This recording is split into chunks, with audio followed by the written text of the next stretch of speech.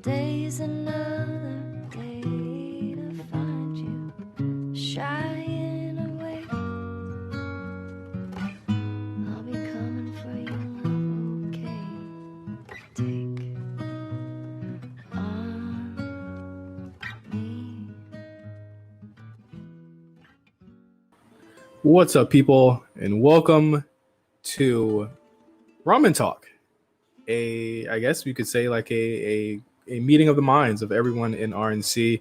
Of course, I'm Justin here with Cyrus. Obviously, we came to you for the first Ramen Talk about a month ago, I think, and since then we've had Meals, we've had Jeff, we've had Ty, who's never really been on any of our shows before.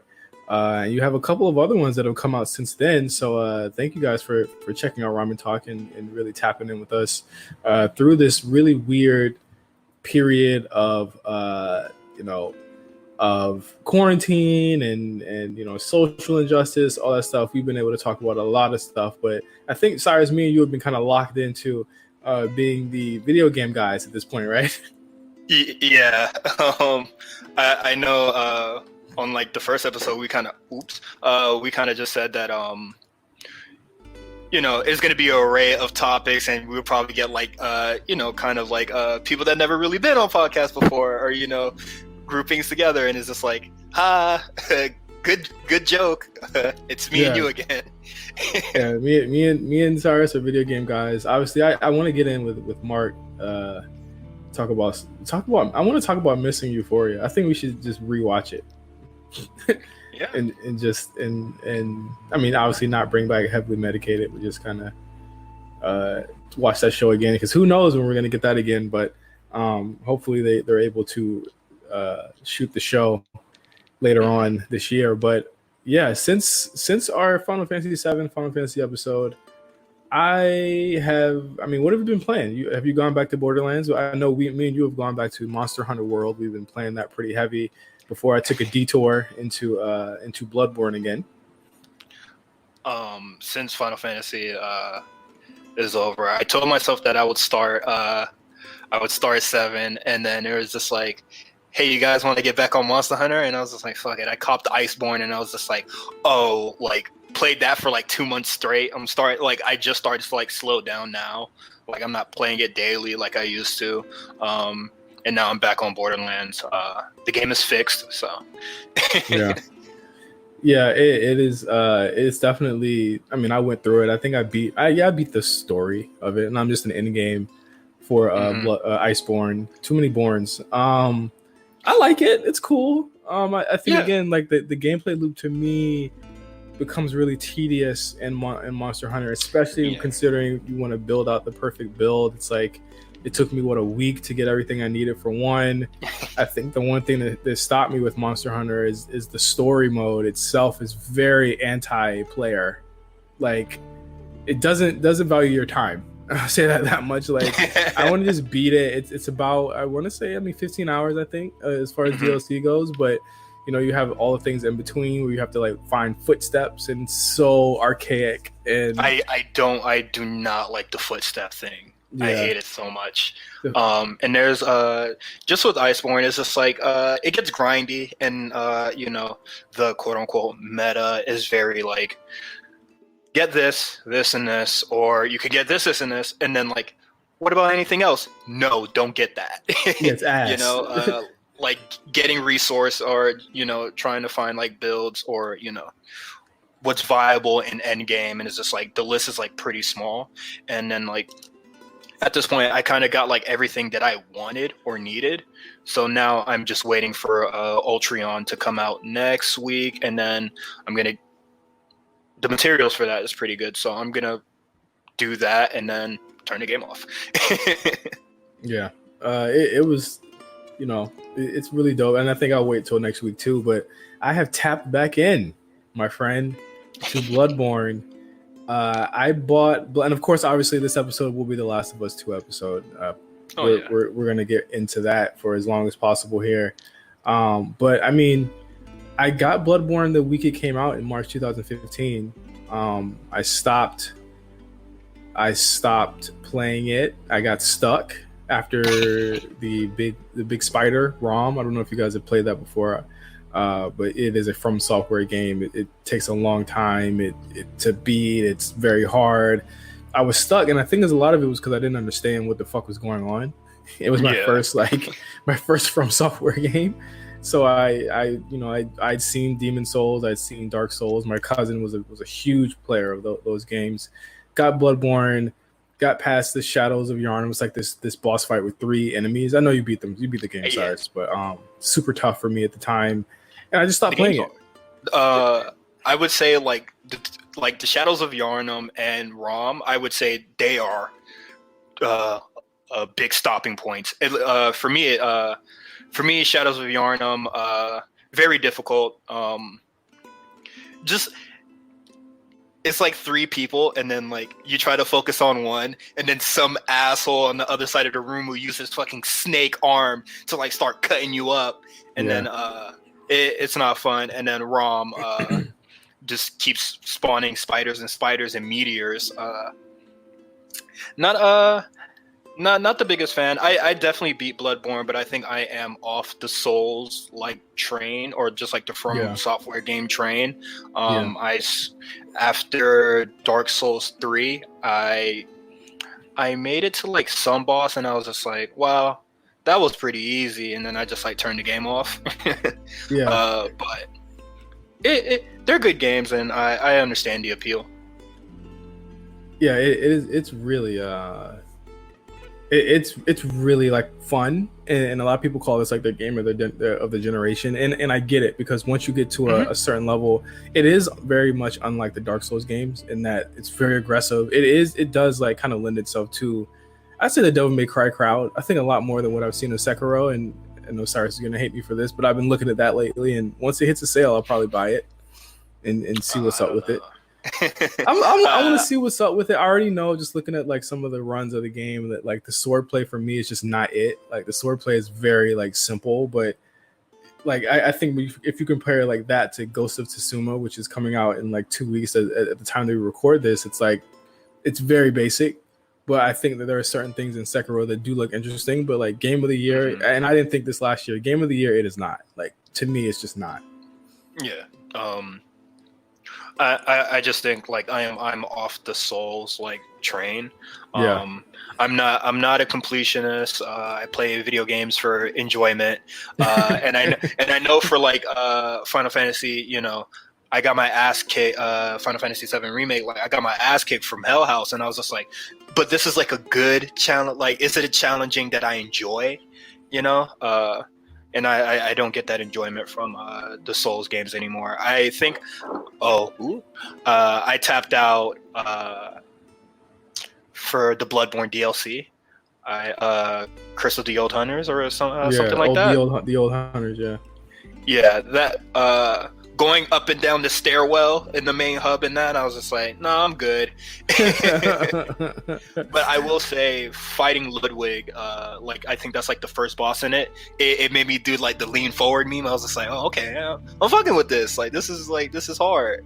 But no, I just got bored for the most part. So yeah, it's definitely, again, From Software games. Like, you know what I don't get about those? And we'll talk about entitled gamers very much in this episode, is the people who get upset for people who want an easy mode in these games.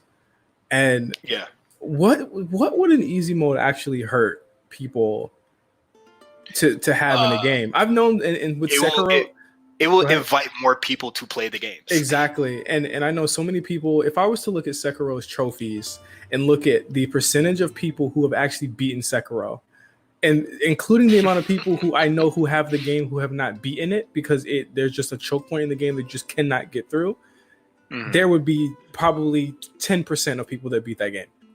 And to my point, like I don't necessarily advocate either way, but I don't think it hurts me either way. If there is an easy mode or not. I think to its point, the game that we're going to talk about today, The Last of Us Part 2, has so many options for difficulty that I feel like From Software could probably actually learn from, and not because their games have stellar narratives like Naughty Dog games most often do, because I know that with Last of Us, the difference there is that They want you to experience the story and not be hung up by the game. If you are the type of guy that doesn't care about the story, this is your second run through, they let you have, they have sliders. I don't know if you've messed with that too much in part 2, but I saw, I haven't started New Game Plus yet, but I saw like the sliders, and when you told me about the accessibility options, I was just like, oh, this is a lot. Yeah, it was like, again, like you should be able to tinker with the gameplay to a point where, you know, you can find it enjoyable. I don't see how this hinders anyone else's enjoyment of these games. Like, if you want to play the hard version of this game, you can. You know what games that I actually do like, where they will scale down for you? Devil May Cry. Yeah. Even Resident Evil 2 and 3 do it, where if you die a amount of time, they'll ask you if you want to go to assistant mode. And I don't think it's disrespectful. I don't think it's like you're trash. It's literally the game saying, okay, if you want to be able to experience the game the way that it was intended, there you go. Or you can choose that, or you can not choose to do it and go through it any other way. And I think that, like, there was this big argument about Sekiro being too hard. And again, personally, I haven't experienced it. I think Bloodborne, for as hard as it is, like, the only challenge that I have is learning the mechanics, right? Where you have to learn how to roll, have to learn the boss, the actual boss pattern and stuff like that. Like, that's something that's in all video games. It being ridiculously hard to a point where, like, there's one boss in Sekiro, the monkey that everyone talks about, where he's so hard and then he dies and then he comes back to life. It's like the biggest joke. It's like there are people that are just like, there are some things in Sekiro that are just like a huge fuck you to the player, and I absolutely see it in some of the playthroughs. I haven't seen much playthroughs, and it's just like, definitely, like, the game could definitely benefit from an easy mode, or, you know, just like a difficulty slider. And I don't know how From Software would like implement that. Like, maybe like the boss will just like have less health or something, or just like you just take less damage. And it's just like, from my understanding of game development, that's not really that hard. Yeah. Borderlands has been doing that shit willy-nilly for goddamn like a year now. Yeah. So it's just like, it's really nothing to like just add an update that has a slider, you know? Yeah. Let's get into The Last of Us Part 2. I'm gonna find. And I'm gonna kill. Every last one of them.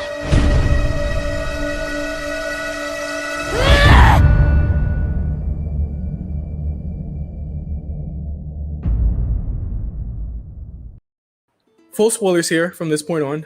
We're only going to talk about spoilers. We, of course, completed the game. The game has been out around 3 weeks now at this point, 3.5 weeks. Cyrus has had time to beat it.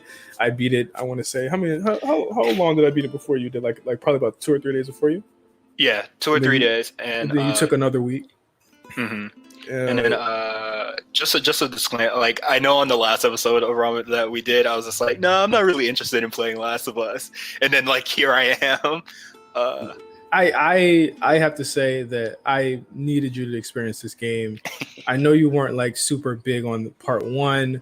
I thought personally part 1 was one of my favorites of the last generation. That, like, it was a game where after I finished it, I put it down and I had a lot of thoughts. And with this game, I've had trouble playing other games because this has been on my mind, and more so the discussion around it, where it's like a great movie where it's like I need some time away where I have to walk away from this game to think about what it has created as far as, you know, the conversation around it, and mostly talking about the good. I think, you know, a large part of our conversation is going to really be about the backlash, to me, because we wanted to do this episode for a while, and we wanted to talk about how great the game is and how amazing it is, and talk about the spoiler cast we listened to with Neil Druckmann and Ashley Johnson, and of course Laura Bailey, who did a fantastic job on the game. But what we keep running into is the bad. And like we said, at the time of us recording this, it's been 3 weeks since the game came out. Literally 4 hours ago, Neil Druckmann, the writer director of Last of Us Part 2, posted a tweet where he's been getting, on his Instagram, on his Twitter, anti-Semitic, transphobic, death threats because of this game. And then 2 days ago, Laura Bailey also shared the death threats that she's been getting on Instagram for just voice acting, just being part of the game. Yeah. And obviously to us sane folks, this is insane. And then literally hours before recording this, Naughty Dog released a statement saying that like, hey, like chill the fuck out, everybody. Like Yeah. our concerns for our team is like, a priority, this and that.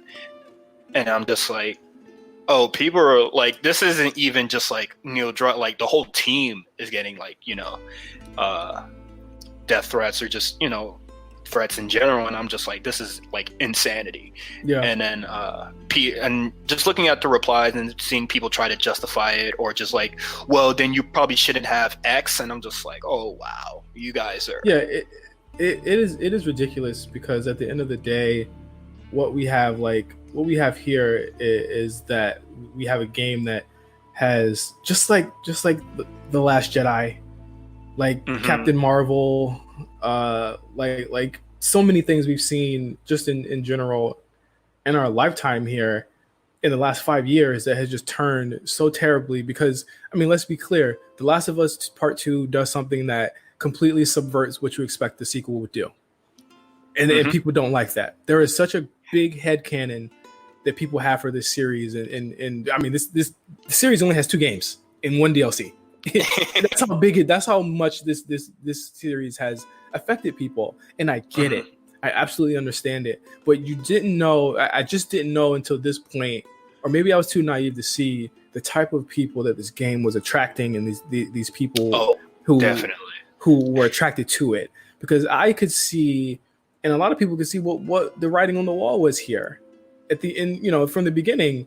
But these other people, I don't even know if it's people that love these games. I want to completely be honest. No. I don't even think it's people that like these games. I think it's people that just want to start shit. Yeah, and then like it's just people that really like Joel, and I'm just like, I know a lot of people replayed the first game and got those feels again for Joel or whatever, like he's the best protagonist ever. But I haven't played Last of Us since I first beat it, so which was probably like 4 years ago, and I'm just like, oh yeah, it's Joel. It's the protagonist, and it's just like, no, we loved him, and I was just like, I don't know who we is, bro. But no, I get it. I mean, I get it. Of course, we'd be remiss to even mention this stuff without the actual focal point of the reason why the people are so mad, and that is because there were spoilers that leaked, and I use that with quotation marks because once you play the game, you realize how wrong these spoilers were. Back in, I want to say March, it was a month before the game actually came out. I think it was right at the top of Corona happening. There were spoilers that leaked. One of them revealed the death of Joel, of course, which we're going to talk about at length on this episode. And they revealed Abby, who, of course, Abby doesn't have the regular build of what people would expect. She's no Lara Croft build, if that's what you're expecting. But people went along with the rumor that she was transgendered. And from then, that is what it's become. Abby is not transgendered in the game. Joel's death absolutely has context behind it. And the reason why you play as Abby, his murderer, does make sense in the game. Easily. The one thing that I think that we should get away with, and if you don't like it, you should just go ahead and turn it off. I'm not going to be, me nor Cyrus will be saying anything in this game is lazy. There will be no lazy writing comments. Absolutely not. There will be no lazy scripting comments. So if you don't like it, go ahead and turn this off right now, because it's not going to happen. I love this game. I could give it I loved it. Like, I'll give it like 10 out of 10. I don't care. Yeah. I'm pro Abby. So, yeah, you might want to turn it off. it absolutely, it's just not going to happen. I just want to say, like, I completely support. I know there was a lot of stuff about crunch and stuff like that. And that stuff is terrible. But my biggest shout out goes to the people that fucking worked on this game, because they went crazy on this, bro. They went crazy. I see the work. I can see the work. And then just a little bit about crunch. Like crunch, yes, it is probably one of the shittiest development things ever. But like boycotting kind of seems like ass backwards. If you hate crunch, like I'm not gonna hate the game because Naughty Dog had people work a crazy amount of hours on it, and it's just like this is not even like a game development thing. This is like an everyday thing. Like my friend Mark, we couldn't play games together for a really long time. A different Mark, games for like at least a month because his company was having crunch, whatever he was working with. This is kind of like an industry-wide thing, and I think boycotting the game doesn't really solve the issue. Right. Absolutely. It really is like, again, it's a terrible thing, but I think boycotting, especially a game of this magnitude, is this. It's not supporting the people that you know what I'm saying, that have done this, and I really hope Naughty Dog can fix their practices, and even the industry can fix their practices, because if it's not one thing, it's the other. If it's not microtransactions, it's crunch. Or it's both. Yeah, right. And with a game like this, we already know they pushed it back because of coronavirus, and even Ghost of Tsushima, they pushed that back to do more work on it. Like we're nearing the end of this generation, and it's just getting more expensive and more hard and labor intensive to do this. And so like I hope there's some respite and people having to be home now with their families. And I think that if you're able to work from home, they should absolutely let these people work from home now, because we see it's possible. Yeah. You know what I'm saying? Like it is possible. So let these people work from fucking home. Yeah. And the people that are trying to justify crunch for the death threats that the team are getting, that is very ass backward. Yeah. Absolutely. It is. Don't even. I'm not even gonna. What I'm saying, dignify that one with an answer. But The Last of Us Part 2. Obviously I said at the top of the show I loved it. Cyrus, of course, you loved it. Has it been a game that after you finished it you kind of sat back and were like, whoa? Because I know you finished it really late at night. Yeah, the sun was peaking, and then I was just like staring at the screen. I was just like, damn, fun. Yeah. And since you beat it, I just been texting like parts of the story that been getting me, and it was just like decline. Like you see the rise, and it was just like, oh, this is so sad. Yeah. I think you tweeted, "I've never been more sad than I've ever been in my life here." Yeah, and just texting you, I was just like, there isn't an emoji that could represent how sad I am right now. Right, that's what you said. It's a game that takes you places. It is a game that definitely makes you think.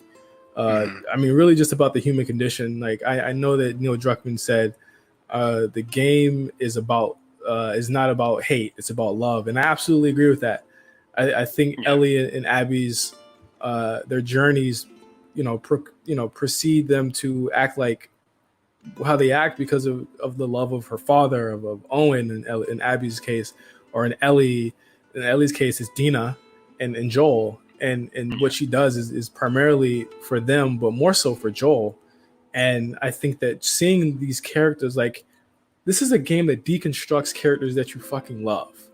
And that's what I love about game stories and about stories in general. It deconstructs it and deconstructs these people that you thought you knew. So like, I've always thought The Last of Us was about Ellie.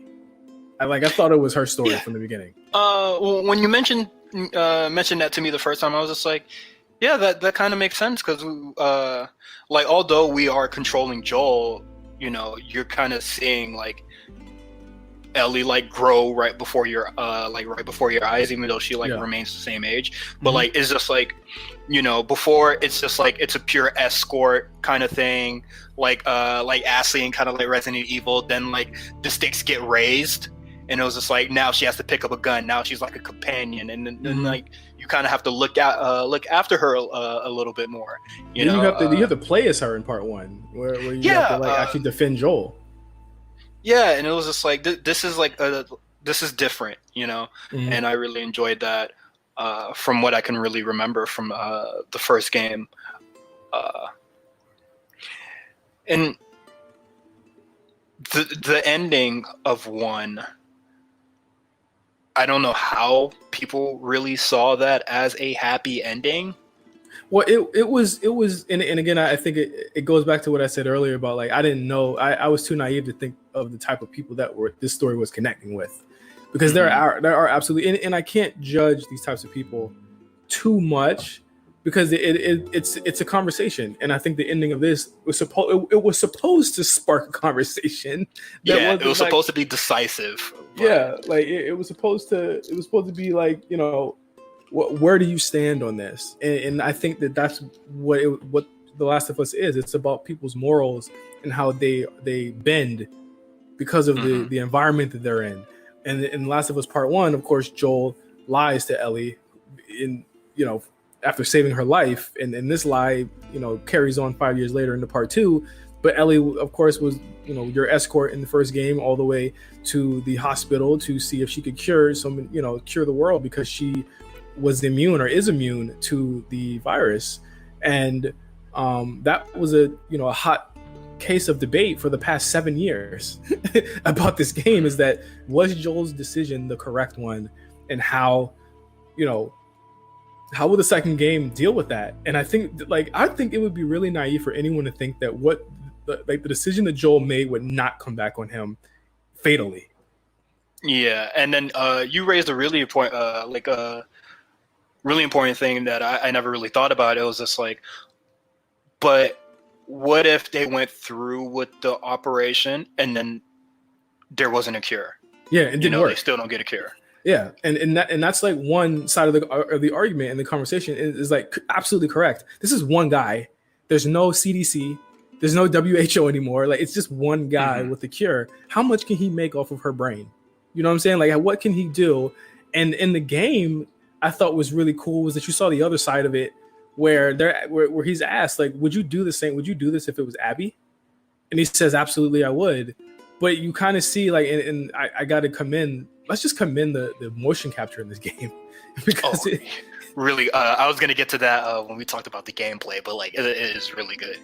But you see, he's kind of like apprehensive about saying it, but he still says yes. But again, like, that leads over to us with The Last of Us Part 2. It takes place over the course of 5 years, not just 5 years later. You see the moment from The Last of Us Part 1 ends, years preceding that, all the way to when they get to where they're at in their settlement in the beginning of the game.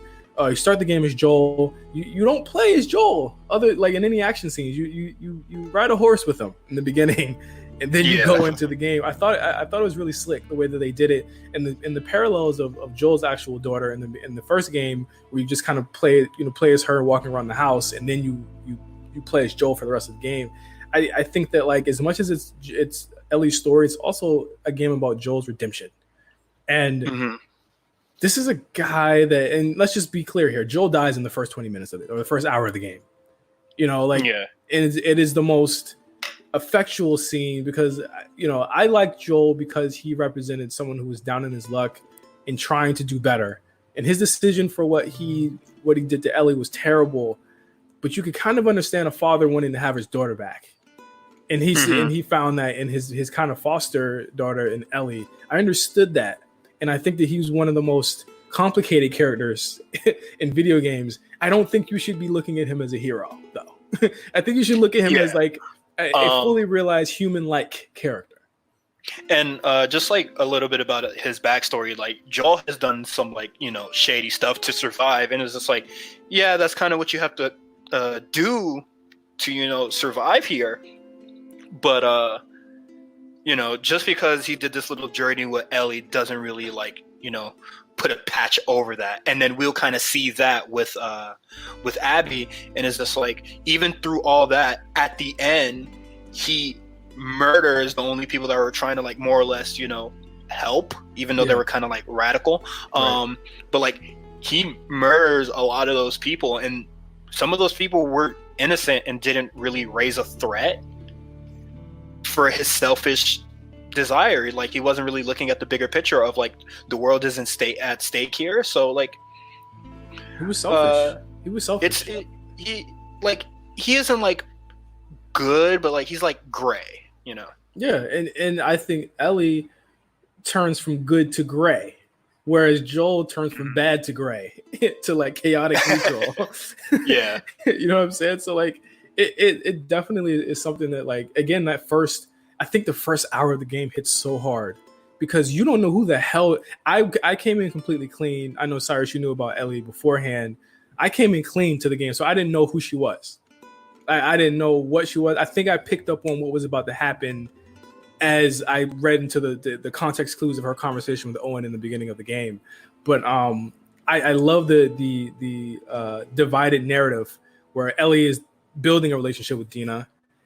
You can clearly see that Owen and Abby are not okay, and It's these kind are of like looking at Ellie in the future. yeah, and seeing what that like perfect. That was actually an excellent point because we see where Ellie is at the end. But you see where Revenge is getting Abby because they start out on opposite ends, right? Like Ellie's completely innocent, Abby's already consumed, and then they cross again towards the middle and at the end of the game to kind of pass each other. And I think again, like Naughty Dog is so great because they create this story within 5 years. They had to take two characters, one that they knew you would absolutely fucking hate, and one that they knew that you loved beyond anything. And they had to create a story where you had to sympathize with one, and you had to empathize with the other, and try and make sense of the actions that they were doing. So by the time Abby makes a decision of whether to kill a pregnant woman, you've already killed one with Ellie. So you get it on one end, but you hate this person, but you understand why she's doing that, and it's fucking incredible. But the first hour, you don't know that yet. Yeah, you don't know that yet. And then just from what I've seen so far, a lot of people lack empathy or, sympathy.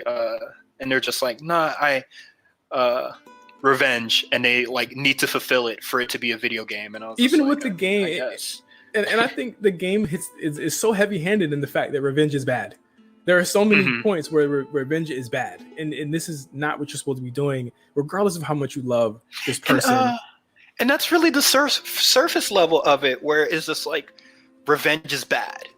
And then you kind of get like deeper and deeper in it. And it's just like, okay, but like revenge is bad. And then maybe like seeking revenge gets like where it gets you, you know, like it gets deeper and deeper into it. But like really the surface level of it is that revenge is bad. And then like you see the people online that are mad that you don't get to fulfill that revenge. They're like, the worst people that are participating in this discourse. Yeah, it is an absolutely terrible discourse about the role of revenge here between Abby and Ellie. But the first hour of the game, you see Ellie going on a run. The situation with her and Joel is chilly, but at that point, like honestly, in the beginning, like I didn't even think that she knew.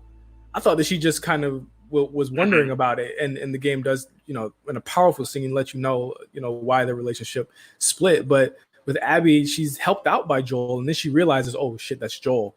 They get them back to their hideout, and then Abby brutally murders him with a golf club. If you guys haven't checked out the spoiler cast from Kind of Funny Games with Greg Miller, Neil Druckmann, Troy Baker, and Ashley Johnson, I would highly recommend that you guys listen to that. They could put that scene into context so much better than what we could do. Cyrus, you listened to it. How'd you feel about the description of that scene and why they did what they did? They address like a lot of the parts where people might be like skeptical of like how people felt about that scene, but I really like how Neil Druckmann said people feel like they know these characters better than we do, and it was just like, obviously they wouldn't, because you're the creator and you know how these people would feel. And then they were just like, oh, Joel wouldn't like let his guard down because he's tough badass man, and it was just like, but this is like retired badass man. Yeah, he's not Joel from the past. Yeah, so and this is where they hammer that home. Like they really hammer that home, where it's like, not only does he look older, he's drinking tea. He has that little owl cup that he has. He's learning about speed. He's like, there's a book on his counter which I started the second playthrough on New Game Plus, but you notice like the space scene where he took Ellie to the zoo and he's learning about space because she's into it. He's trying to build a relationship with her. And he like there's the other one where you're looking for a guitar string, and he was just like, yeah, I read one of those comic books. Yeah, it was okay, but the ending was a little weird to me.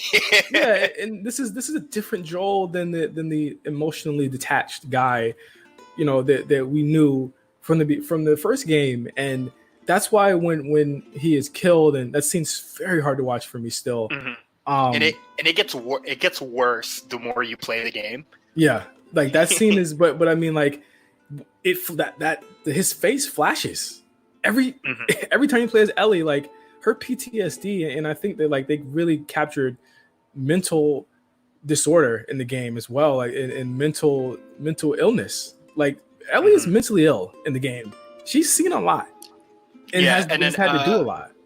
And then just like people are just like, I hate Abby so much or whatever, but it's just like, do you not see the parallels between these two characters? Right. Where Abby is literally having those same flashbacks as well.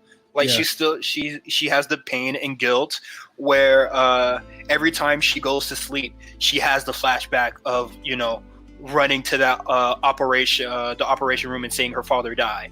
And then she felt the guilt. One time he's not there, and one time he's not there. Yeah, and then the other time, when he's not there, and she opens the door, and it's the two kids that we'll talk about later, and then it's just like, then it ends, and then he's there, and it's just like that happens to Ellie as well, and it's just like a lot of people are just like, that's why I think like people just didn't play the game, No, well, yeah, they're looking at the spoilers, and after that, you're kind of led on a 23-hour journey of these two characters.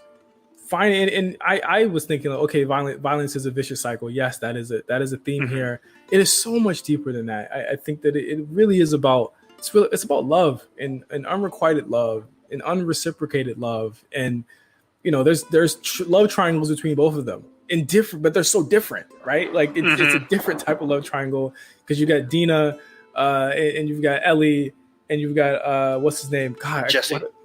Jesse, and it's like that's a love triangle. But Jesse's so cool that he's like, and he's kind of over it. Yeah, like he's like whatever, like it's cool. But you have Mel, Abby, and Owen, and that is a more like that's from childhood, and these are all childhood friends. But it's like this is like some real shit right here. And how'd you feel about Ellie's first half of the game? And of course that starts from Seattle all the way on to the aquarium toward the end of the first part of the game. If there was a disc 1, disc 2, I'm guessing that's what that would end, right? Yeah. Just from the Ellie scenario, just playing it is just like, it's really fun. It's a really good game. The dynamic is very different. Or just like, I know people had an issue with pacing.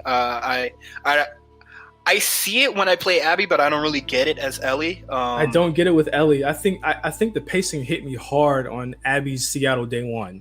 Abby's Seattle Day 1 is really long. It's at least 5 hours long to me. And her scenario just like turns into like it feels like a different game at some point. But I do like hanging out with Dina a lot in that first day because she's a ride or die, like she's really about it.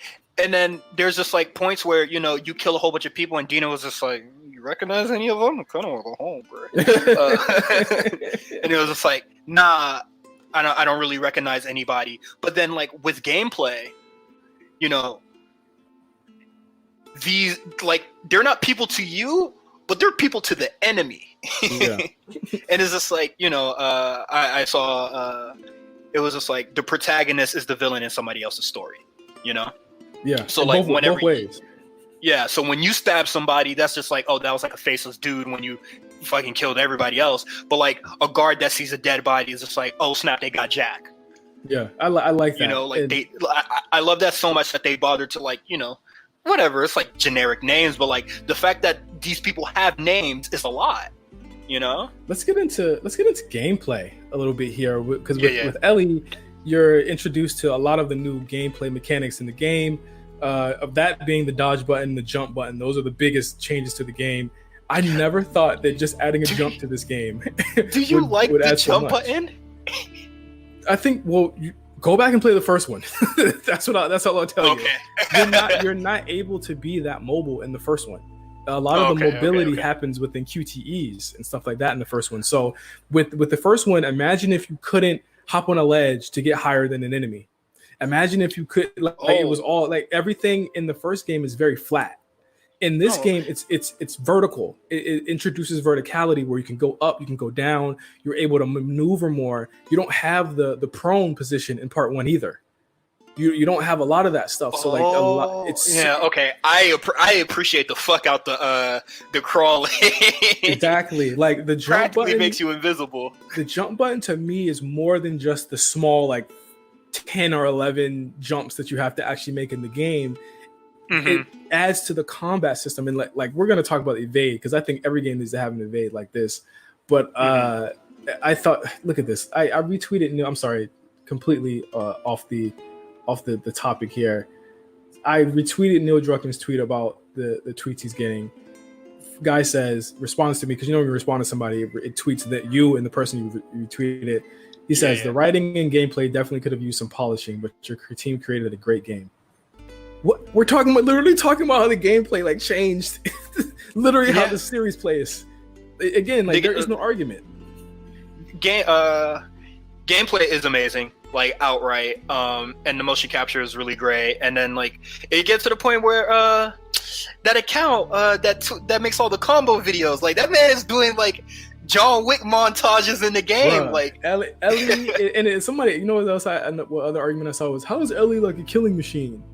I'm like, bro, because she watched Killing Machines for 7-8 years of her life. She's seen it before. Joel is definitely that John Wick type nigga. Yeah, that man murdered a whole bunch of people, murdered the fireflies that you say that's in your happy ending so bad. It is just how do you not think that he kind of passed that on to her? That's sort of the sin that she got from her father, being able to murder this many people. And it's just how you play the game is how it kind of parallels, because how I play the game, I'm not running and gunning and doing all that unless the game forces me to, but I'm sneaking around, I'm taking guys out, and it's just that's not really a killing machine, that's just playing smart. But you can be that. Yeah, you can be that. You absolutely can be that, because I've done a couple of the last part in the game. It's you bring together all of the things that you've learned, that you've learned within the last 22 hours of the game. And I think that you get to the dodge button. One button changes this whole game, because now you're able to fight clickers, which is something you could not do in the first game. Yeah. You're able to fight and get away from clickers. You're able to fight off the runners. You're able to fight stalkers. You're able to, again, it's context sensitive. So I've backed into something and had Ellie grab a desk and roll and kind of slide over the desk. Oh, shit! Yes, if you're behind something and you evade to that point, it's in most games you'll bump into a visible wall. It's context sensitive there, so they'll actually react to every single thing that they touch in the game. Oh, snap. That's what I love about it. That your reaction is what I love about this game, because you haven't seen that yet, but it's definitely there. And there's a whole thread on Reddit about things that you've seen that other people haven't seen, little touches that they've done with the game. Because obviously you've seen the context sensitive killing moves. Yeah, and that GIF that person made at the TV station where they jumped from the balcony and attacked somebody. I didn't know you could do it. I tried it and I still don't know the command for it. I'm just how'd you do that? You jump and hit melee, and you'll see her put her hand out like she's stabbing. Okay, because I was trying to do that for the last Abby part. There was just an opening and I wanted to try it. I missed. Reset encounter. No, it's that, but again, that you need the jump button to do that, because if you don't, you just fall. You just fall down. So again, the jump button added a sense of verticality to this game, especially within the exploration, which I love the exploration in this game. I think that of all games like this, it definitely takes the cake. and it's very like just another game that I really enjoyed. It's very reminiscent of God of War, Right. you know, where Dina kind of plays the point of the headless guy, Emil, I think. Is that it? I forgot What the head part? in God of War, the headless. Oh yeah, the I headless forgot guy. his name too. Dang, I forgot his name. But like, Dina kind of plays that role where like she creates conversation, so it's not just like dead silence whenever you're traveling around, and then she'll say, "Oh, there's something over here." You know, and it was just like, you want to like check that out, or like before you like do story progression, she was just like, you want to like get more stuff before you like do that, and you can turn that off. Oh yeah, or you could just ignore it completely. Yeah, like and I like this thing, and I think I said that to you too. Is that I like that Dina says that because it's the game, it's the developers letting you know it is an option if you don't want to just go straight into the story. It is an option for you to explore, and I think you see that like the Seattle part, one of the best open worlds I've seen. I know it's like a lot of it is like a lot of it's empty, but there's a reason why it's empty. Obviously, there's nobody out there. But again, you get into these parts where it's like you get to the bank. And you're like, oh shit, what have I done? Like, am I ready to take this on? But then when you beat it, you get a shotgun. You get Nathan Drake's ring for one of the things. Oh, like, that's what it is. Yeah. Oh, you get Nathan Drake's ring, and you get the precursor egg from Jack. Tell me this isn't the game with a fucking generation, bro. Tell me. I didn't know any of that. Yes. I just picked up the ring and I was just like, oh well, do I like put it on? Like, do I get dripped out? It's the Sir Francis. I think it's from the first one. I think I can't remember. But I remember. It's from Uncharted, and the achievement you get from it is an Uncharted reference. So yeah, it's from Uncharted. I haven't played. I think I only played one Uncharted game, and that was like to play the multiplayer. Yeah, it's because in every Uncharted game you can get a precursor egg from Jack, and in this game you can get something from Uncharted and from Jack. So I thought that was a nice touch. Yeah, that's really cool. And then just still on Ellie's just day one. I mean Ellie's day one is really where like it's your make or break of the game. Like one thing I liked in that is how'd you feel about the cable puzzles in the game where you're thinking like, I can't throw this over a fence, and then you throw it over a fence. You launch that hole. Yeah. I thought it's a very unique puzzle. I do like the I do like the cable puzzle, and my favorite cable puzzle is after you get the boat, and then you're about to run into the Seraphites. Yeah. And then there's like a subway train that's kind of just like hanging. You can throw the cable like out the cart and then swing to the other side and like get some ammo. I was really hoping there was like another gun up there, but like it's really cool. And then like I already dealt with the Seraphites that were like that I had to go over, but like it gives you a sniper point.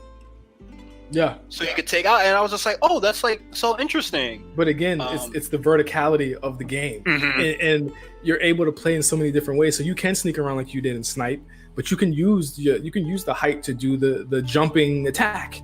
You can use your height to throw a Molotov over because they can't reach you. And the enemies, they go along with that. They can grab you from under things. They can see you in tall grass. You're not safe there. They have dogs, which changes the gameplay completely.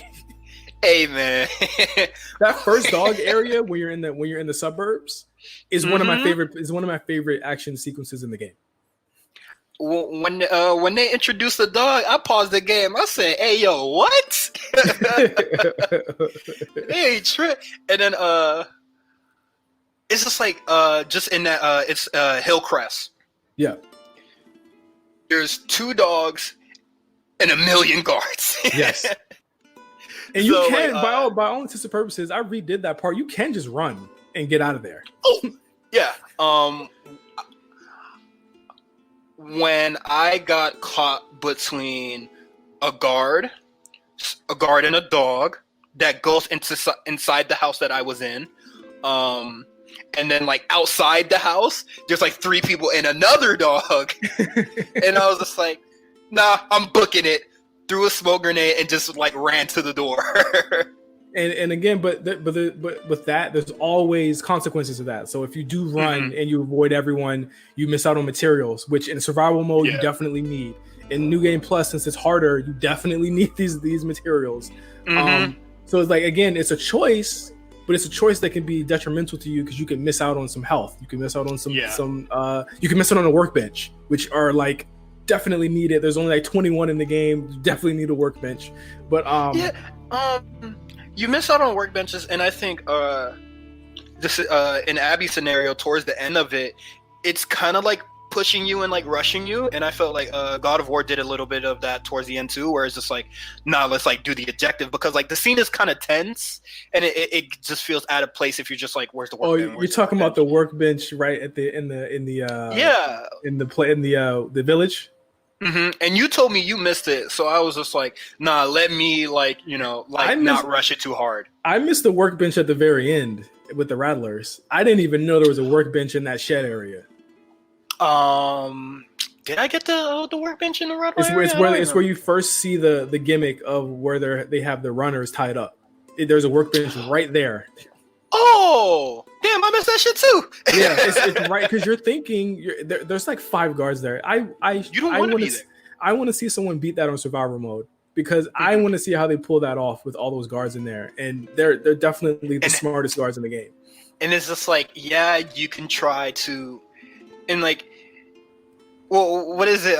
It was a very popular like joke during MGS5. It was just like, I can't get caught if there's no guards. So you try to kill like everybody, headshot everybody or whatever. But like they dogs, people with helmets, and they're very well equipped, and they have body armor too. So it's just like, you can't just headshot. And it's just like it definitely ramps up in difficulty once like the enemy get more well equipped, and I like that a lot. Yeah, I really enjoyed that. They also have Molotovs as well, but the dogs in particular, in part 1, you could camp and you could chill in a corner and throw a bottle and run and do whatever you had to do. In this one, you can't. They can pick up your scent. They will follow you further than humans do. They can pick up on anything that you do. Like, you have to, you pretty much either have to run completely out of the way or distract them. And it keeps you moving, and it makes you more aggressive depending on how you play. And I thought and again, like Ellie's scenario opens up all these opportunities. Abby kind of, it makes you master them, because she has harder scenarios than that. So I thought that was a cool thing. But storyline wise, obviously Ellie's trying to get to Abby, and she finds out by killing all of her friends in very gruesome ways that she is at this one place. But you really find out there that why Ellie and Joel broke apart. You see, Joel tells her, or rather, Ellie goes back to the hospital just out of a longing of wanting to know the truth of what happened at Jackson, or not Jackson, but at the hospital. So you go there. You read what'd you feel when you read like the journal and you saw the bag and all that stuff?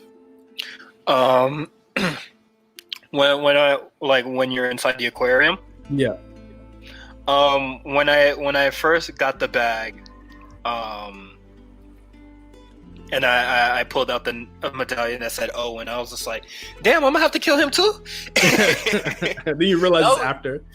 Yeah, that was my first. That was my first thought, and then before that, you go into the room that like had the blood or whatever, and damn, I don't even know what when I saw like all the bandages, and that's from the operation that you sort of do. I was just like, oh man, like what's gonna happen here? Like, is this like I knew this wasn't the end because I haven't played Abby yet, so I was just like, oh, what's gonna happen here? Right. And I thought that it was like the scene that directly after that with Joel showing up and her and basically saying, "Don't lie to me," because he was like, "If you lie to me, I will never, what I'm saying, I'm gonna leave and I'll never see you again. If you tell me the truth, I'll go back, but we're done." And I thought that was such a powerful scene, because it was like, okay, now it all makes sense. It makes sense why she won't talk about why Joel picked the fight with that bigot at the party at the end. And again, you're piecing together these stories from the past and you're seeing, Yeah. okay, this is where they were good. You know, the hunting montage when they went to go find the guitar string, she wasn't really fucking with Joel, and Tommy Yeah. was kind of trying to get them back together. Or when she was even younger than that, the happier times, and she's remembering all of these parts because I think the biggest part of the game is closure. Ellie never got closure, and she was never able to get that closure. And it was kind of just like at this sort of point in the game, you don't really get like the final piece to the very, very end, but like her and Joel are on bad terms, and then they die on bad terms. Right. And it's just like Ellie's not like Ellie wants to get revenge, even though they did end it on bad terms, and it was just like, you know, they never got to like patch it up. And then later on in the story, you see that they were on the road to like, you know, just like making it right. Right. And that's the heartbreaking part, because what you see, and I guess we got to talk about that scene later on in Abby's scenario, because you get the more context there. But yeah, I think Joel's decision othered her in a way. Joel, in his own way, makes her hide her gifts, which is the fact that she's immune. I think that scene with her and Dina was very huge in Dina figuring, because she tells Dina in the beginning of the game, I'm immune. And Dina doesn't believe her. And then, at the end of the thing, she takes her mask off, and Dina's like, what the fuck? Because Joel has othered her. He's made her, he's put Ellie on a pedestal and never allowed her to grow.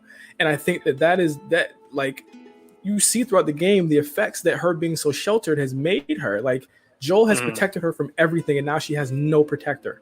And no one to keep her away from stuff. And I think that, again, it's the good, the gift and the curse of being Joel is that he's such a, you know, noble, quote unquote guy, but he was also hurting Ellie the whole time by lying to her. Yeah, and then another thing about that is that othering her, and when you're looking for the guitar string, and it was just like Joel told her, I think is one of the worst lies you could have ever told, was that there was more people that were immune, you know? And then it was just like, nah, you weren't like really that special. Like Fireflies just ran some tests, and there was like other immune people there. It was no issue. Like just making her feel kind of like I like she felt less important, and we get that later. And I felt that like early on in the story as well. And then you just told me like stop you know, keep playing. That's why I know where I'm kind of like in the good ballpark. But it was just like Ellie had something special, and Joel kind of just like dumbed it down, or just like made her feel less special, and like, you know, she couldn't like save the world like she originally like thought she really could. Yeah, she wanted a meaning to her life, and I think it's tough. Like when you're in a situation like that, you're trying to find meaning, because everyone is trying to go out for themselves, and no one is really special. Everyone has to do the same thing, the same chores. They have to do this, you know what I'm saying? They have to survive for the settlement.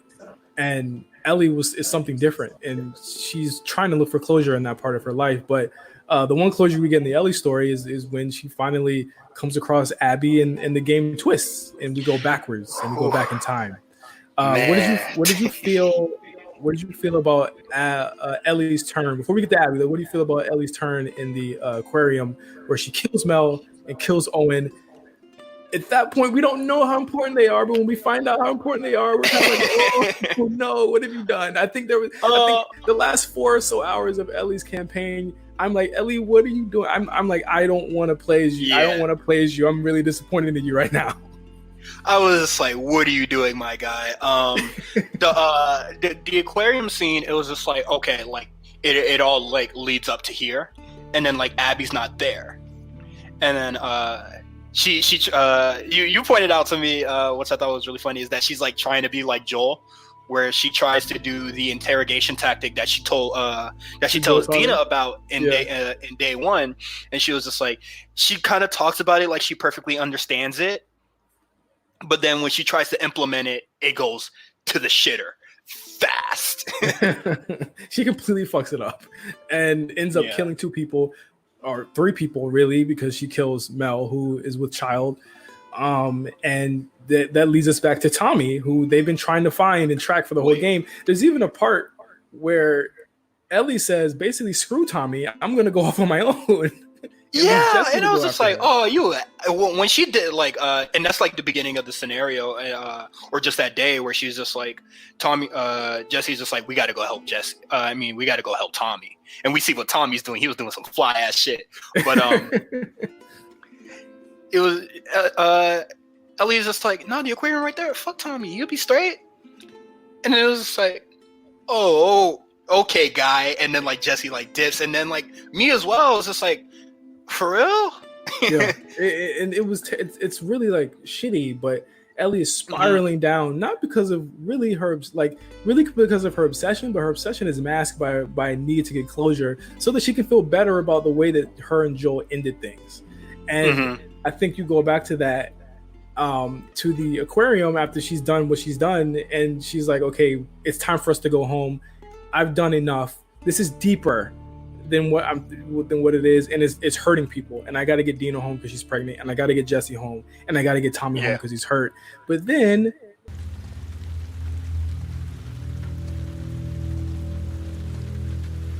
what do we do when we find him? Just figure out how to get in first. Abby's there, and I was just like, oh my god. One thing that was big, and this line has stuck out to me because I forgot that it even happened, or I didn't realize it in such the drama that was going on. My mouth was fucking agape the whole time. Was Abby saying, and shout out to Laura Bailey for this delivery as well. We gave you a chance. We gave you a second chance. We spared you, and you ruined it. And at that moment, I said, you know what? She could have just walked away, and she didn't. Yeah, and that's why this is all happening. Yeah, she like got consumed by revenge like wildly, and then just like that between the scene where like it's so close together where she kills Mel, and then she shoots Owen, and then Owen is like gargling up blood, trying to say something, but like it's kind of like clear what he says, and you're just like, wait, what? And he's like gurgling out, she's pregnant. Yeah. And then Ellie's just like, as Mel is like leaking from her throat. This is the second time Ellie has poked somebody in the throat. Killed the dog right before that too. Well, yeah, she killed the dog right before that. But like she sees it, and that's when like Ellie like freaks out. And then like I was still stunned off that. Yeah. And then you hear Abby pull up, and it was just like, we gave you we let you live, and then you squandered that. And it was just like, yeah, you got so consumed with revenge, and you got Jesse killed. You got everyone. You got a lot of people killed. Jesse got clapped quickly, and I thought, and I was like, God damn!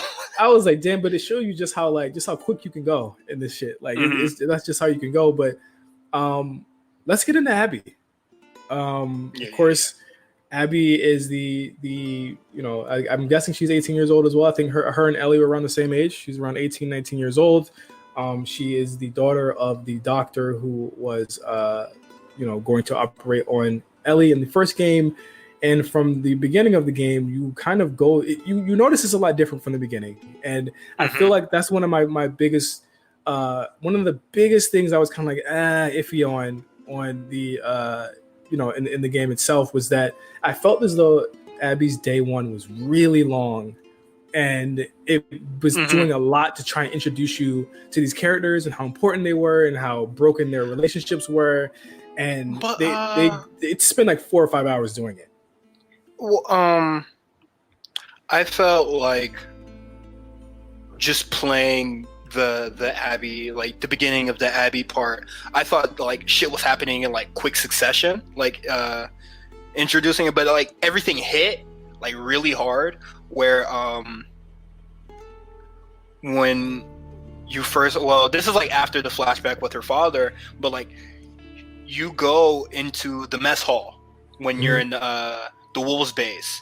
And then you talk to Danny, one of the assholes that was like that was basically gonna like murder Ellie, but like Abby, Owen like calms him down, but he says like 2 names. I forgot what they are, but like Ellie kills those 2 people already. Yeah. And then when that clicked, I was just like, oh shit. No, she doesn't kill them yet because they break apart.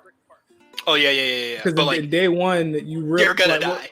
Yeah, they're gonna die. In day one, you realize that they both kind of start at the same place, away from each other. But in some ways, Abby's ahead of Ellie, and in other ways, Abby's behind Ellie in a lot of things. So she's ahead of her in getting to Owen the first time, but behind her is when she goes back to the hospital. A lot of those people have died already, and she just doesn't know it yet. So Abby she had a head start all the way. She could have just left, but I think that the big thing that keeps Abby from leaving with Owen is her sense of duty and her sense of the fact that like her meaning and purpose in life. Ellie's still finding hers and hasn't found it, but Abby's purpose in life, she's already done it and she's empty afterwards. And I think that was the strongest part of it, is that like that's where Naughty Dog hammered it home.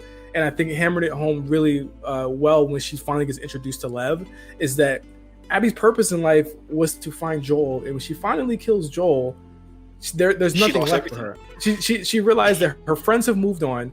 Owen, it won't be that easy to get to Owen because he has a child, on the way with Mel, who is also her friend, or close friend, by the way. But they were friends at some point. But not only that, so shaky. But not only that, they just weren't. After she killed Joel, they saw a side of her where it's just like they weren't even really rocking with her like that. Mel wasn't really talking to her. Owen had already really just dropped the flag. He wasn't even trying to kill people no more after what he saw at that point. And everyone was kind of going their own separate ways at that point. And Abby was kind of lost and had no, like, by trying to find her meaning, she realized that she had none. And that's what was strong to me about her scenario. And then also that is just like where you said that like Ellie is like kind of like she's behind but then ahead, like it switches up where she's like ahead at some point. It's Abby's scenario is kind of like the countdown where Ellie kind of like fucks everything up. Like it's like her whole scenario is like a ticking time bomb. Yeah. Where it's just like, and now here's where Ellie ruins everything. I'd be remiss to talk about Abby without, we got to talk about a little bit of her gameplay and a lot of bit of the places that she goes before we kind of get to the end of her scenario and the end of the game. Her gameplay has very minor changes from Ellie. Obviously, they don't get the same weapons, or they don't even get the same skills at the same time. Abby's as a blank slate. Like completely a blank slate. You have to regain a lot of the stuff that she has, but she has added weapons. You get automatic weapons with her, a whole new pistol, a hunting pistol that's like basically a fucking magnum, and my favorite weapon in the game, the crossbow. Oh yeah, the crossbow's great, but like the hunting pistol, you could craft ammo for it, and I was just like, that's kind of OD. But it makes sense because she is a battle-hardened warrior in a way that Ellie isn't, and you kind of get the difference between those two by just their layout and their loadouts. I think it's really dope the way that they differentiated these two in the game. Ellie obviously not as strong as Abby either. Abby has a special move called Momentum, where she can link together killing moves and just basically go around killing people in one hit. I didn't utilize it as much because I just felt like my gameplay style, or just like how I was comfortable playing the game, was like a very more slowed down pace. But that's the thing. That's the thing I don't understand with Abby. I think there's a lot of points in the game where you're actually encouraged to kind of go in with her. Yeah, because there's a lot of scenarios where like enemies are grouped up together. Yeah.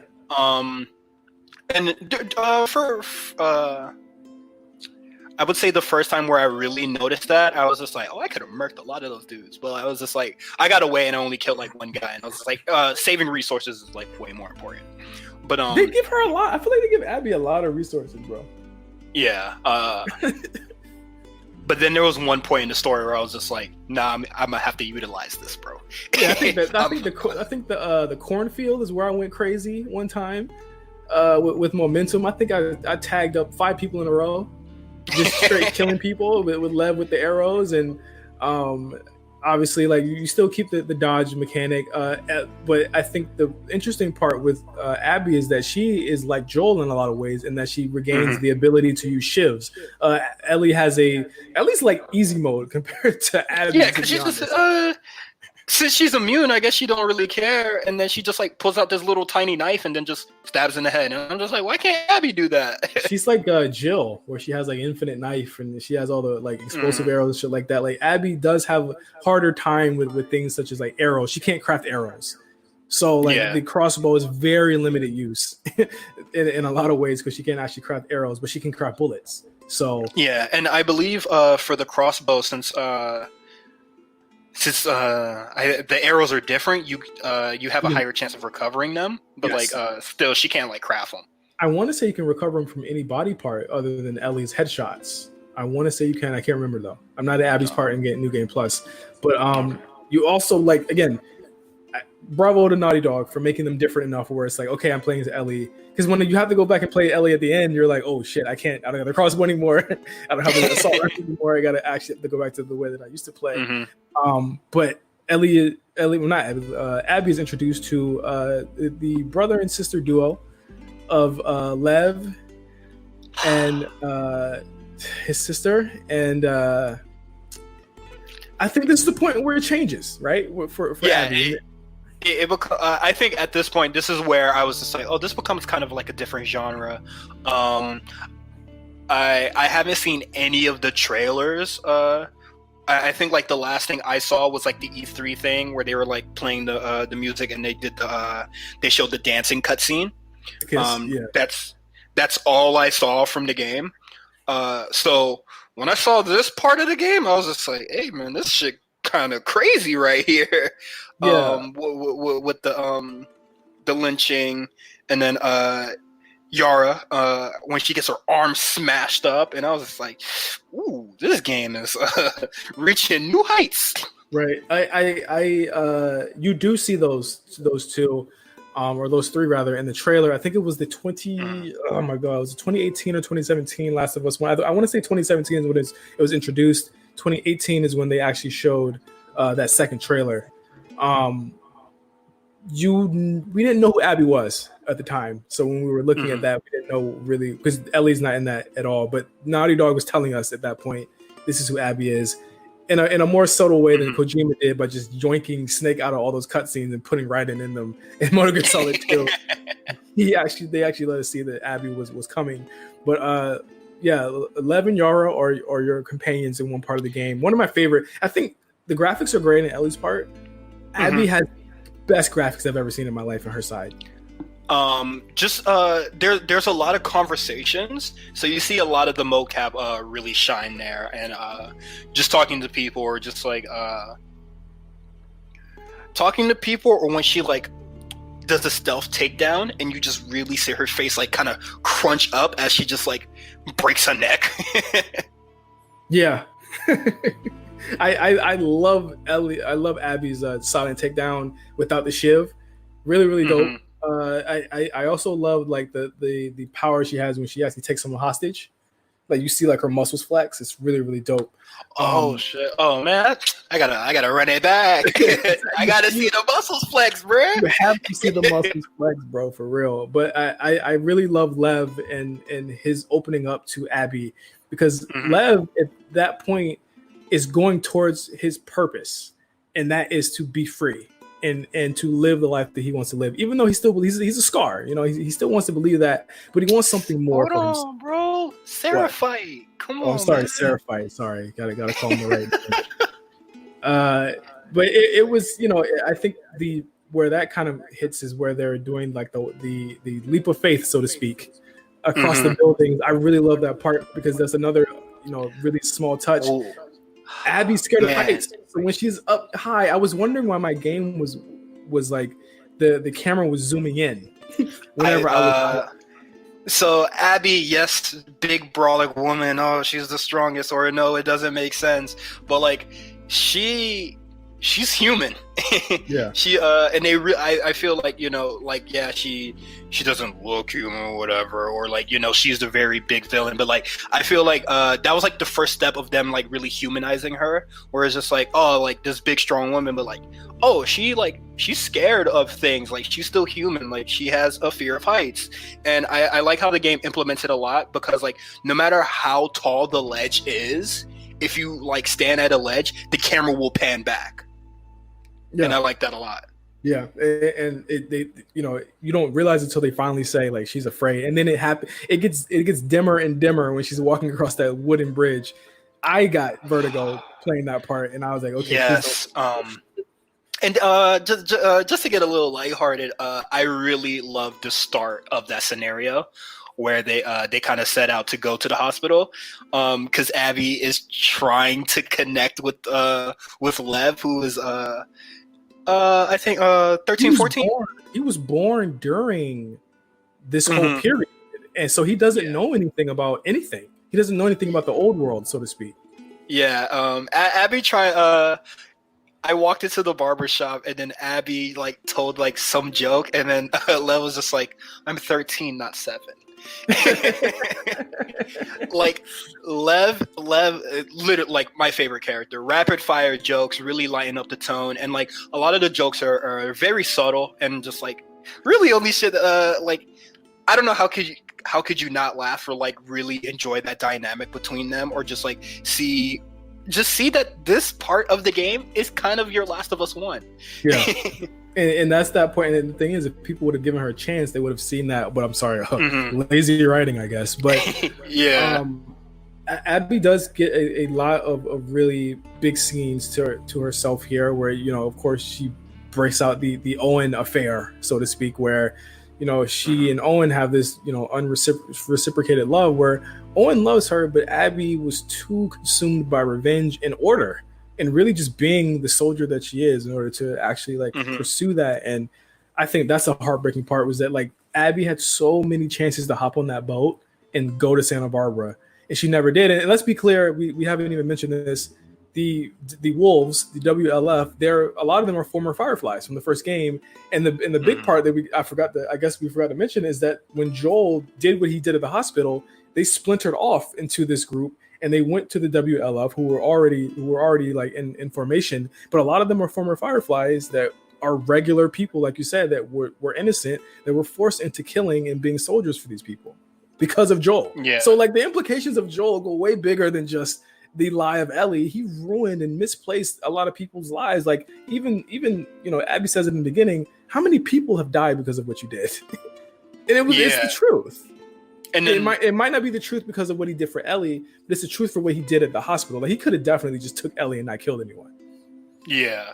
And you also brought up a great point, because I don't really remember that scene too much in the first game, but like the doctor, pulls out a scalpel and tries to like defend himself from Joel, and it was just like, oh, Joel just like people. I guess you like told me that people were saying like Joel was acting in self-defense, but I was just like, a guy with mad guns walk into my operation room with rage on his face? Hey, I'm gonna grab something, bro. You got to. And then he rightfully, was scared because Joel was coming to kill. I don't think you can do that non-lethally. I think that, again, like seeing Abby's perspective, like just stop for a second and think about the fact that Naughty Dog is definitely trying to craft the story in a way where you see why the people make the decisions that they do in the game, and I think they largely succeeded. I like Kat Bailey's article on why Abby works, and I absolutely agree with her. If there hadn't been a Lev and Yara, I think Abby doing this by herself or doing it with one of the other WLF guys, like that wouldn't have worked as well as it would had she not have a parallel with Lev. If they kept Manny around, aka Neil Druckmann, even though he looks nothing like the motherfucker. Yeah, definitely. Abby has done some bad things, and she's like sort of on her road to redemption by like traveling with these kids, or just like helping out these kids. And I think it works really well because like she sees that Owen is kind of like he's done. And she was just like, he sort of found his peace with like being done with that. But it was just like, now she's trying to find her peace too, and like trying to help out the kids. And then like before she helps out the kids, she has that dream sequence where she saw the kids dying in her dreams, and she was like, nah, that ain't happening, bruh. Nah, I gotta protect them. And Lev even asks her, and she says it because it's the right thing to do, and it's her trying to make up for what she's done. And it's so crazy that when she finally realized, how did you feel when they finally get back to the they come from, okay, let's just be clear, I don't want to like bury the lead here. The actual Seraphite village section of the game, incredible. One of my favorite parts of the game. Well, can we talk about can we just dive about, I want to talk about more of that crane scene. Okay. We talked about Abby having a fear of heights, and then Lev lets Abby know that the Seraphites have been getting around the wolves, like, stepping away from the streets by going up this skyscraper, the tallest building that you can see, where you look like when you pan your camera, or you hit L3 and it makes you look up. You can see that like the building is getting like absorbed by like clouds, like that's how tall it is. And then Abby's just like, oh, we're gonna have to go up that. And and then you think, oh, maybe you don't have to get that high, and then you take an elevator up. Right. And then like the wind starts pumping up and stuff, and then you have to go past this crane, this old broken down crane, and the game just like ramps up in intensity when traveling through that crane. And then I don't know if you saw it, but like obviously, like if you ever seen an industrial crane, it gets skinnier and skinnier. And then since Lev has a smaller body, motherfucker maneuvering through that shit. He's hopping through that shit. You start to see that. You start to see the height or the width of Abby on that part as well. And then even before that, Abby's just like, oh, like what scares you? And I was just like, no, I ain't really got a fear of heights. Like, man, dogs are spooky though. And Abby is just like, oh, whatever. But then the really narrow part of the crane, I don't know if you saw it, but there's a whole bunch of bird shit there. I did not see that. And I was just like, oh, how am I supposed to get through this? Because I already failed before. Oh, you fell off the crane? Yeah, I already fell off the crane because the camera starts shaking. And then Abby starts to like black out a bit, and then the camera kind of like pans a little bit away, and it was just like, oh, I can't keep my balance, and I like fell, and I was just like, oh fuck, how am I supposed to do this? Like, wow, I don't even want to know. I was acting like Abby was me. I was holding my controller for dear life, bro. The death for that, it kind of you remember that part in Resident Evil where we like kick Resident Evil 6 where we kick the zombie off the helicopter, and it just like the JPEG just shrinks. Yeah. Yeah, that kind of what happens to Abby. It's very scary. But like you see the dog like the bird shit, and then like she slips. My heart fell. And I was like, oh, I'm gonna have to do that whole thing again. I'll say that the auto saves are really forgiving. Generous, yeah. They're very forgiving. They save after literally everything you do. Everything you pick up, they save after it. How did you feel coming back to the aquarium, knowing what happened before Abby does? I was, the countdown to when Abby fucks everything up. I thought that remembering that the blood is there, I thought Yara might have still been around. Right. And then like she probably saw Ellie do the whole thing. Yeah, but then she dies before that. Yeah, she passes before that, which is very sad. And it made me think. It was just like, because when I playing Abby, I was just like, damn, how'd she make it to the theater so fast? Ellie's stupid ass left her map fully annotated with her location circled. I was just like, are you a fucking moron? And it's just like, yeah, it's called like it's not even like covered in blood really, but I'm just like, oh my god, are you an idiot? And you know how Abby got there quick? It's because she's with Lev, and of course they know how to get there quick. Yeah, especially after the journey we just took, Yeah. Abby shows her that like the Seraphites know how to get to places quicker. Yeah. Where like a hospital that is like a 2-day trip is a couple hours because we barely crossed across the crane. Right. I was just like, Ellie, are you a moron? And then like you see this location circled on the map, and then like jump cut. Abby's out there with a Glock in her hand. Bruh, I that was one of the moments where I put the controller down. It was a moment where I was like, I know Naughty Dog isn't going to make me do what I think they're going to make me do, because I have no clue what's going to happen. I don't think anyone knew what was going to happen in this game. And so you go into and you know, when you first explore the makeshift the theater base for Ellie, of course you go upstairs. Of course you see the window. I remember seeing that ladder and being like, oh shit, someone could really come up here if they really wanted to. I thought nothing of it. Well, when I first saw that ladder, I was just like, why can't I put it down? And I was just like, maybe for safety purposes. Okay, whatever. And then, like, you know, I kept going. And then, like, as soon as I played as Abby, she was just like, all right, how do we get in? And I was just like, don't worry about that. I got you. I know exactly where the ladder is. So you go through it. And, of course, we know how to maneuver through the theater. We've been there about 3 times at this point. Mm-hmm. Then you have the Ellie boss battle, which I did die. I died a couple times because Ellie's... Oh, yeah. She has all the things that you have. She has every weapon that you have that you've crafted, the smoke bombs and everything. I threw something at her, and then like I ran up on her like just like straightforward because I like threw a bottle and I thought I had it. Ellie said, blasted me with the shotgun, and I died, and I was just like, oh. And then like the first.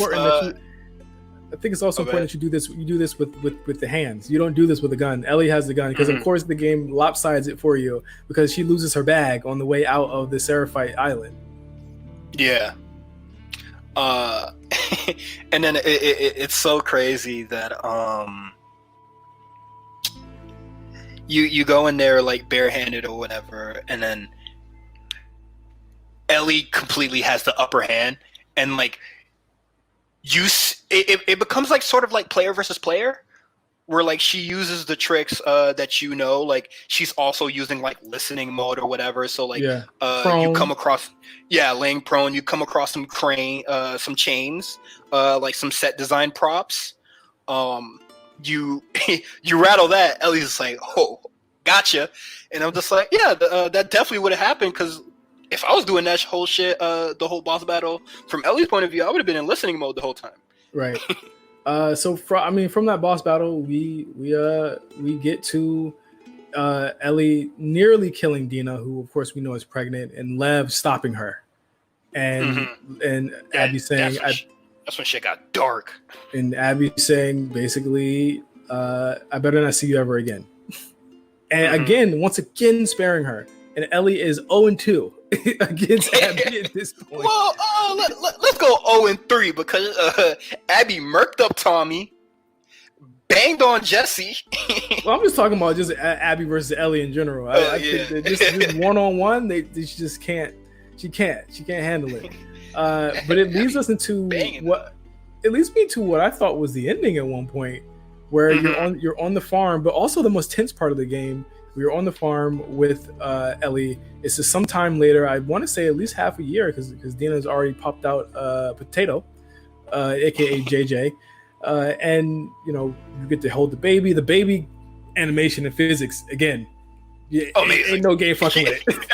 No game's fucking with it. I'm sorry. Ain't no baby holding the baby like this game, dude. Bruh, at all. I took mad pictures in the farm. Too. I think I have so many like. Do you know where the farm is located? I think I might have blinked and missed the location, but like, did it say like where that? They don't location? tell you. They don't tell you. I would imagine that it's some distance away from Jackson because it just seems because Tommy had to actually come visit on the horse and everything. Oh, okay. You do some menial tasks again. You see the life that Dina and Ellie have, and you sense that that Ellie is all but forgotten about what's happened until you go to the again. Oh my God, we didn't talk about the hospital part, and I didn't ask you about what you thought about the hospital part. With Abby. You just want to backtrack now? I think we could talk a little bit more about the. Go ahead. Okay. No, I want to talk about the hospital because we got to speed through. Okay.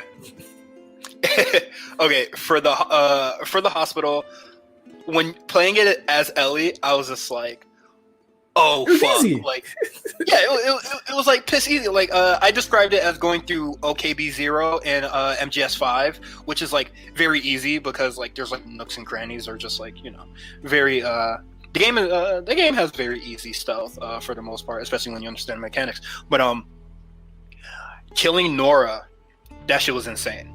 I thought that was a very intense scene. That I'm talking about Abby's part. Oh, Abby's part. I'm talking about Abby's part. What you thought about Abby's hospital section? Because again, these both of them get to the same places. They just deal with them in different ways. Mm-hmm. When I turned the power on in during that scene, I was just like, all right, let the bullshit begin. But when you go into the parking lot section after turning the lights on, and then you're going through the ambulance, I was just like, oh man, what's gonna happen? And then the fucking the boss is called the Rat King. Yep. That shit was sick. Intense. And then when you continue on the boss fight, a part breaks off of the Rat King, and then you're fighting a stalker and the rat. I was just like, oh, I'm not. This is not the vibe right now. It was up there with Resident Evil Remake and Resident Evil 2 Remake with me as some of the scariest shit I've ever experienced in a game. Like, yeah. I got to that part at 1 a.m. and I said, I'm going to tackle this in the daytime. The guy, I couldn't, I wasn't going to do it. But back to the farm with Ellie. Of course, she has a PTSD-led dream about Joel again, and then Tommy visits and really kind of guilts Ellie into going to go find Abby. Of course, they're going towards Santa Barbara, which is where Owen wanted to go, and of course, Abby wants to fulfill his wish and find the Fireflies. And it leads to a really heartbreaking scene between Ellie and Dina, where basically Dina's like, "It's over, like let it go." And of course, Ellie cannot let it go and get to California, which is a really cool set piece in the game. And then just let's not forget about that part in the scene where Tommy lives, even though I definitely thought he was dead. He lost an eye, so yeah, man's got clapped. I definitely thought Abby just shot him through the head. We kind of see where his revenge sort of led him. You know, we're seeing it again, where this obsession with revenge and violence is like leading to people. And Tommy loses his wife, loses his ability to like basically fight because he can barely walk, and then he loses an eye. And he's a sniper, so like his eyes are very important to him. And then he's kind of like he's trying to like sort of guilt Ellie into continuing this path to revenge. And then Ellie, who has like a PTSD moment and like breakdown in the barn after you like herd sheep, which we didn't have to do. Well, when I was herding sheep, I was just like, I don't want to do this, man. You gotta do it, bro. Yeah, I mean, every Naughty Dog game has that shit. You do it in Uncharted 4 at the end. You do some like menial shit. Lord. But we get to like, the that shit hard. We get to the last part of the game, which is in California. Of course, Abby does make it there. She gets captured, and you have to make the decision as Ellie, who follows behind her at this point. Now Ellie's behind, where you have to go and save her. She's injured. She's bleeding out of her side. She has to infiltrate the Rattlers, who is this they remind me of some MAGA. Because once you leave like LA, the LA area, and you get in between parts, like, I'm telling you, when you get to these in between parts of California, it gets real tricky. It's real MAGA out there. And I was just like, oh, so yeah, they're definitely in the bumfuck part of California, right before Santa Barbara. But when you get there, you fight the Rattlers, and you finally have your final face off with Abby in a fight that I thought was one of the most emotional. I think that more than anything, the fight between Abby and Ellie was the most intense part to me in the game. Yeah, especially when you see Abby at the what they call it, the pillars. Yeah, where Abby gets captured, and then she's in slavery, and then she tries to escape, and then they put her like in a punishment where they like it's a sort of crucifixion, or just like a form of punishment where Abby, her long hair is now cut short. Her skin is burnt to all hell, and her muscles, like her muscle density, is like gone. Like she's like finally the skinny woman that people are okay with now. Yeah. but again, like you're left even with Ellie with an injury. She's got the upper hand on Abby still because like, she's guns up. Yeah, like there's no more there, and you know you fight Abby. It's like I want to say like a 5-minute fight. I don't even remember. It's just like a blur. The start of the fight is tricky because you're thinking like, okay, you know, I don't want to do this is what I'm thinking. Yeah, I'm just thinking like, oh, I don't want to do this, or just like, is she gonna find her comfort or just like, oh, it's not worth it? Like, I don't know why I thought that like Ellie was gonna have like some Saiyan pride where she was just like, nah, get your muscles back, get straight, and then I'm gonna come kick your ass later. No, that point when she says, you know, I can't let you leave, and Abby's like, come on, man. Abby's like, come on, bro. Yeah, like, Abby's just been left out in the sun like a damn raisin, and then this girl with all her guns and a knife is trying to fight. Like, come on, son. And then Abby's just like, I don't want to do this. And then Ellie flips it to a villain real quick and was just like, you fight me, or I'm gonna poke Lev in the throat. And I was just like, oh, come on, man. It got real, bro. And I think the moment where she's trying to drown Abby, we finally see two very vital scenes. We see we see the scene here with Abby where not with Abby when she's trying to kill Abby, where we find out that Joel and Ellie did try and reconcile the night before, the day before he passed away, and that scene it wrecked me. It really did wreck me. Yeah, that scene was very sad. Because what hit me there was that Ellie, like I said earlier, was trying to. She said that her life would have meant something if she could have died for that. She would have liked to die for something that meant something, and Joel took that away from her. And what hits me about that scene is something that like a lot of us struggle with, and that's forgiveness. And Ellie says, she says, I want to forgive you and I want to try. Or she says like, I would like to forgive you and I think I'm going to try and do it. And Joel starts crying. And it's the beauty of this fucking game. And it's where like the Angry Joes and the fucking Jim Sterlings and all these people that are like worried about like all this other shit, they're missing the fucking point here. Yeah. Like, this is a beautiful scene. And then you just have to think about like, I want to say it's Seattle day one, but just like her prologue in Jackson where she's on patrol, where Dina kind of just asked like, oh, or like you and Joel cool, and you know like, yeah, we okay, like, you know, like now they're sort of in the patch up stage and they're just like, oh, we're gonna like come together and watch some movies together, you know, like try to start bonding again. Yeah, and it was just like. And then she's taken away from him, and then you see like that scene, and it just like it all comes together rather than it just being like all dumped in the beginning, and then like Abby stays like sort of vilified. Yeah, a lot of people really missed the point, and whoever like I said to you a couple days ago where I was just like, now that I've beat the game, I would like to like take a peek at the leaks, and you're just like, oh, the leaks don't really say shit. Yeah, they're all wrong. That all too is. It's all wrong, and I was just like, yeah, the leaks definitely just framed it in a way that made the game really look bad.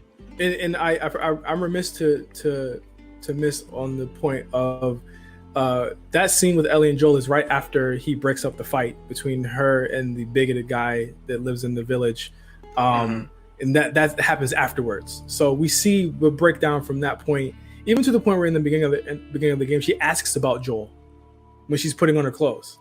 And I take it that she wasn't asking about it because Jesse even brings it up, like, "Yo, are y'all good?" You know, and it's like, it's just such a powerful. You're the talk of the town, like and I think that you know that bringing it full circle with her finally being able to just forgive Abby because that's the forgiveness she needed to give to Joel. And she had one more thing left, she could forgive Abby, and she did, and she after Abby bites her fingers off, which when I saw that, I was just like, "Hey yo!" But she lets them go because they've both taken each other. They've both taken something from each other. They both have. It's literally like Peter Griffin and the chicken, bro. They've both taken something from each other, and it was on site with both of them, and she lets Abby go, and a lot of people were pissed that she didn't get revenge, and it's like that's not what the game was about. It was about how this is not going to get you anywhere. And you know, the people that read the spoilers or just know that like Ellie doesn't do the deed. They're missing a lot of context to that scene. It's not just a straight up hand to hand fight. There's a lot, like there's this one tiny like frame that makes everything make sense. We talked about like how Abby always sees her father in her dreams. Yeah. When she finally found that peace, when she helped the two kids, she had that dream again where it usually ends in a nightmare, but her dad was there and he was perfectly okay. Right. Ellie was going through the same thing where she kept seeing Joel's dead face. That's all she kept seeing. Mm-hmm. And as she was choking Abby, she's gonna do the deed. She sees her actual, the face of Joel that night before, his face when she said that she can try to forgive him. Mm-hmm. And that hits. Like that absolutely hit in that part. And then Ellie just like, she sort of has another breakdown again. Mm-hmm. And she was just like, fuck it, it's not worth it. Yeah, she said leave. She said get the boat, get the kid and go. And it's just powerful. Even thinking about it around, it's really powerful. And it's a really good scene. I think that again, like just the attention to detail that they've shown here, it's not fucking lazy at all. Mm-hmm. And if you think you saw what was coming, clearly you didn't. And if you think you knew what was going to happen and you think this should have happened, you shouldn't be writing anything, because this is the way that it should have. This should have been, even up to the point where Ellie goes back, 2 fingers lost. She can't even play guitar anymore. You know, because I thought one thing we didn't even mention, but the guitar thing, like people have been making like actually playing guitar on the fucking game. But so I'm getting a lot of those videos in my YouTube recommended. I'm just like, oh, y'all boys wildin'. Exactly. But the fact that you can do it is really, really dope. But she can't play the song anymore. And that Joel taught her. And she's finally able to, Dina's gone. Dina has left her. And what the fuck? And then just also the song that Joel plays is just like, if I ever lose you, I lose myself. Yeah. Like, are you people not paying attention? Yeah. What's not clicking? Like, she is literally the Joel that y'all want. It's like, I just don't get, and this goes back to the beginning of, the first part of this episode. It's like, the hatred for this is just so immense for people who just didn't play it or didn't try and understand it or be cool with it. Like, it's a completely sublime game. It's literally, I think I was saying like Final Fantasy VII Remake was like one of my favorite of this generation. I gotta bump it down again. It's definitely Last of Us Part 2. Like, this is a game that after I beat it, I thought about it. Well, at least The Last of Us is complete. But I mean, that shot of Ellie walking away from the guitar, walking away from that period of her and going and moving on, chills, fucking chills, heat. Bro. Super heat. Amazing. And then just a little more about when she does the deed, or doesn't do the deed. She goes back to the house, and then you see that like the house is completely empty, and then like Dina just shoves everything into a room. Yeah. Like, all of Alicia is just like, like, here's all your shit, and then like Dina didn't even leave a note behind for her. Yeah, I think you asked me if she left a note, and I was like, nah, she doesn't leave a note. Yeah, there's no notes. Yeah, and I was just like, damn, did I miss something? Because like, I didn't. When I walked into the house and I saw everything was empty, my first thought was to go to the bedroom, and then the art room. I was just like, did I miss something by not going into the kitchen or like looking at the dining table? But it was just like, no, Dina didn't leave a note, and she shouldn't have, because Ellie chose revenge over her family. Right. It's chilling.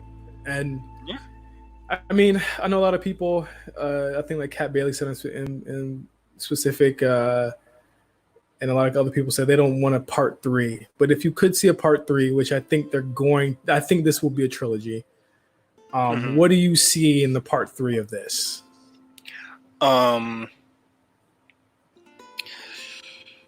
Well, before I say that, after you beat the game, the title screen changes, Right. and a lot of people are speculating what that location is. Oh, it's not and speculation. It's the truth. It Okay. is Santa Barbara. It is the truth. That is where it is. And Neil confirmed it. It's Santa Barbara. Okay, that's where I wanted to go. You know, I like me being the piece of shit that I am. I'm just like, spite all these dickheads that didn't like play through the game, and all these transphobes, homophobes, all just the worst people in the world. Just spit in their face and just make have the game start with Abby going through with the Fireflies, Right. then maybe we get that chase again, but the chase is different because Ellie has an understanding and Abby has an understanding, and if Ellie wants to make her life mean something again that Joel took away from her, she can do it now. Despite it being with more or less like her nemesis of some sort. Yeah, she has nothing. She has nothing to lose now. Yeah, and I've seen this sort of thing before. I don't know if you've seen Killing Eve, that the BBC TV show. Is it spoilers? No, it's just it's the cat and mouse chase, and then they kind of dial it back with season 2, and then I don't know if you've seen season 3, so I'm not going to talk about it. But I haven't seen 2 or 3. Oh, okay. Then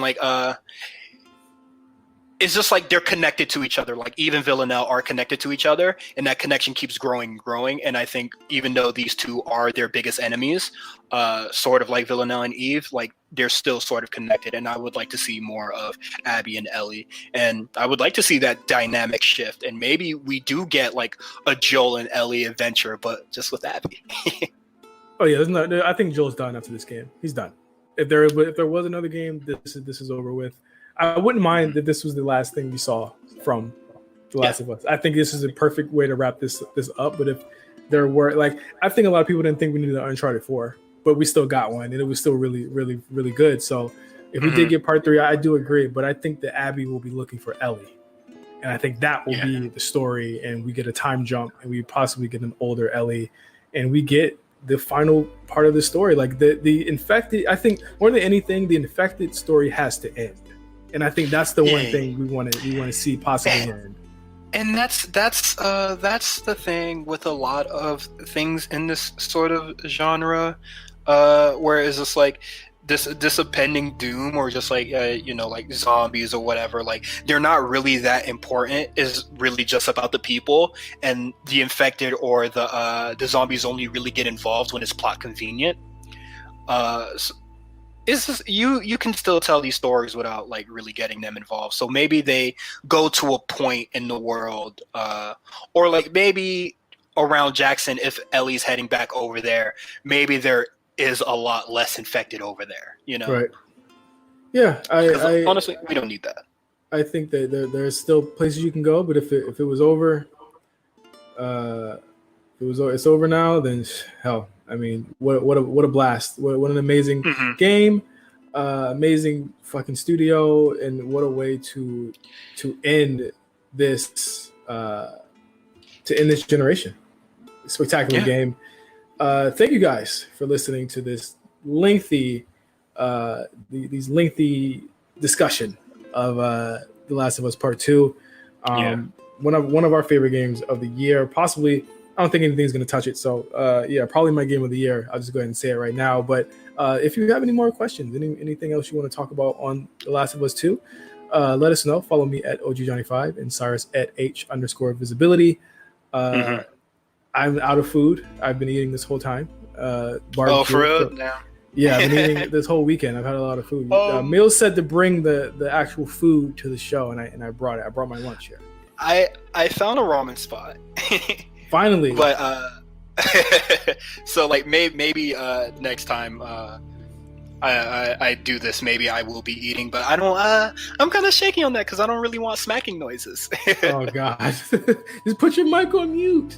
Put your mic on mute. Anyway, that has been Ramen Talk for not this week, but this episode. Until then, thank you guys for listening. Follow us at RNC Radio Live for all the latest and greatest in RNC Radio, including podcasts and playlists, which we are back doing again. So until then, please be safe, everyone. Wear a mask and wash your freaking hands. And don't get infected. And play The Last of Us Part 2. Thank you. Yeah.